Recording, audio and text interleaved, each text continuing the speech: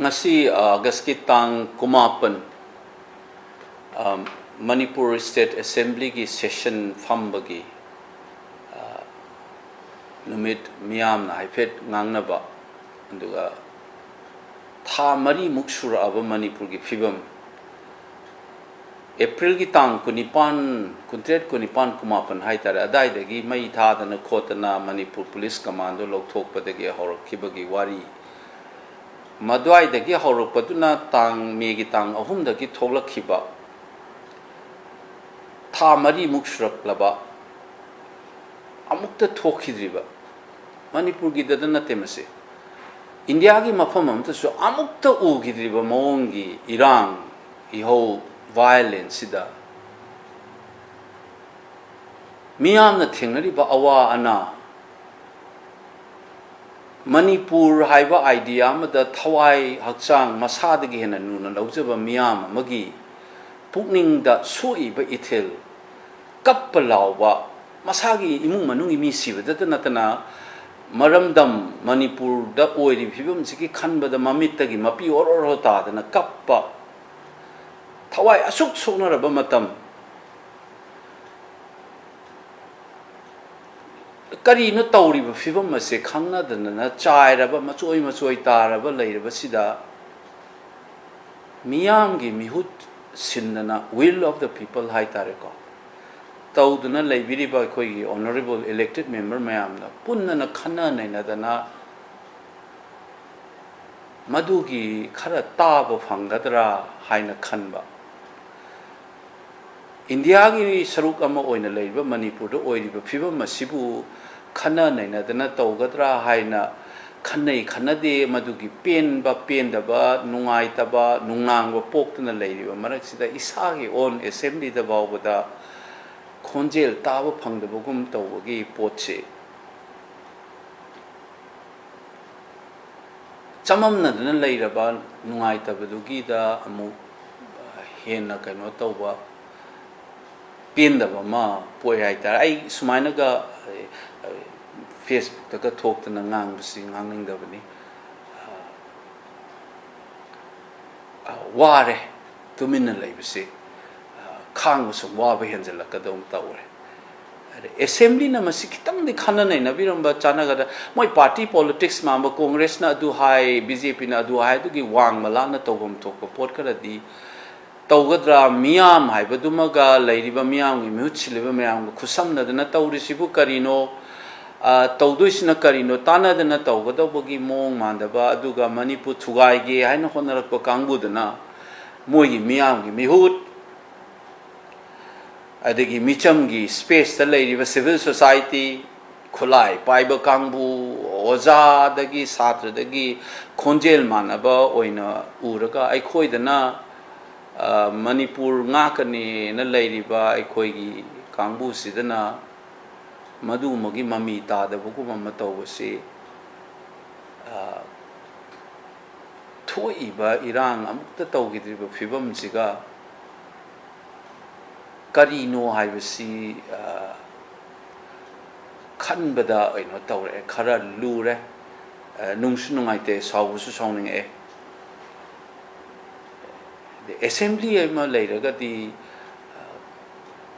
khanabam thoktrane ai khoi sibo natraga thokpirak aga mayam se ai khoi budi kaisu leiba mi nate da micham ni oza macha moiraga sum minam da leira kan da pen da bagi sum khara ngang mane na khanbiraga su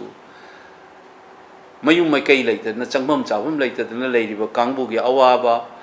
Manipur gunuk siba kanguna kai gi dore haine effectively huji hapana hai sabani security mayam yaoraga mapangan kanba angam mathau mayamna sifai nga iba mayam duna toroga Kangpok-pi Fongdorakli chatpa ngamgadra akoi Manipur gi lamne dana kilometer khara khaktani kangba yoba ngamgidro churan champu yauraga mayam sigi pot mayam sta khoina tawri se karino sine hoje what is that we are today 4 months Sida tumin na lainaraga karino khoina tawri se haibagi potche masi I think miam kanmam thoi masi sumna I da na ngangum thokpane na ngangai ni mayam loning balo khaning bada khanbiu ka sukai de micham moina haijabagi wani Luchingba yaudaba machoi taba miam na masa na khulai para masa ngak thok sa leire mino oida pada haijalak pasu karimta su khumangam de thok leiba newspaper da home secretary oiram mana Indian state na Meitei da support tawe kadai da tawri ba support no Indian army ge Assam rifle de ge leiri me complaint tawri sina kadai bok chumi no mo ta de aduga haider na Indian state sina Meitei da mateng pangena sadora kani sona kandana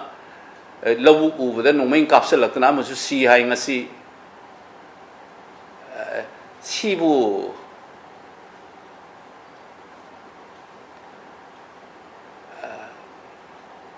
kari haidong no isu khangak trasi ora de do I think our elected members it's high time it's my request inau su yaw biyai yam su yaw biyai khanabum de thoi wa su khara ngangbam thoi aduga leiriba puna maksa mapan gi minu usitaba ne aduga leiriba myam si mayam nu shitabagi type to tawraga di akoi si nungaina rakto mande last na mi ga phunabadi laina akoi masen rakta iheng na hing sar ka do man bagi pot nam sum ura mitsida akoi masen rakta da aduga madugi fibam do york ka kana responsible ojono mi na kumai yenga ga leidori bra haiba se I think asi munna khanbi mamam chungi thamari surani handak laiba tangma ahum sida kai ge kayu kairo itu aduga akoi masen marakta yamna nungaina roi do bugi fibam lak bugi msu madugi mami su tabu ure mi atopagam ino to mani puthugai ge na trok tu na tabida akoi masen marakta machoi tare se mase tawdaba pai aigi appeal haizo wairaga di angam mathau leipa ki Luchingma mayam singna miam le risiga amata akhangai bureaucrat retire tawbadagi leiba college university MU gaina leiba mayam do kaukhatlaga openly nganga ra kai khoina lobudaba fire ama lobasa masi loba mama to assembly do na pare khanbi haudraga khana haudraga su aigi mot matungina di politician mayam loi thokpi ro aduga civil society university oza mayam pull up kauraga aiko ge fire se phong na kangjai bungda assembly da manung na natabi da kangjai bungda ra khuman lampak stadium dara achobo meeting ama sinbiraga politician jinga miam gi oiba assembly ama tang sinbiyu tang ahum sigi mamang da handake assembly do nataba tongan mama aduga Manipur gi marai bok se maduna lepchara sano haibasi ID hiding masi yaura agadi assembly amongta sembiu khuman lampak ta akoi chu tike ka aga thoksarake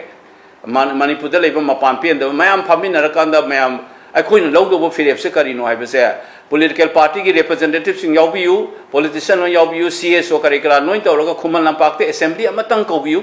aduga firep amte lausi kumai sum yang ngami su pangsi da siba aduga imphal dagi kilometer tra kun lan manga muktabida sum umjalaga leibagi phimam sidi yamtina soe masi tawdana ba ekoi ai gi appeal matung di akhangai mam to kokat piraga assembly amakhtang simbiu khuman lampak ta yaraga di ngasi aina haijari se Manipur da tabiriba mina uraga di nokningani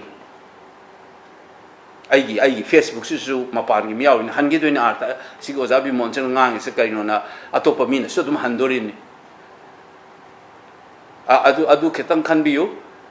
please call a public assembly in Khuman Lampak mayam amta khanabiu Manipur gi retired bureaucrat Manipur MU gi oza karikara loina kaubiu CSO gi kari gi loin kauraga politician mayam sum te yaubiu muktadi punna muktadi lepnasi aduga laibak yengnarasi masigi fibam si yauraga di Manipur gi firepsi kadai chatori no haidugi tangtakpa aseng amamadu khangdokpa matam poire ra haibasi aidi khanjai masi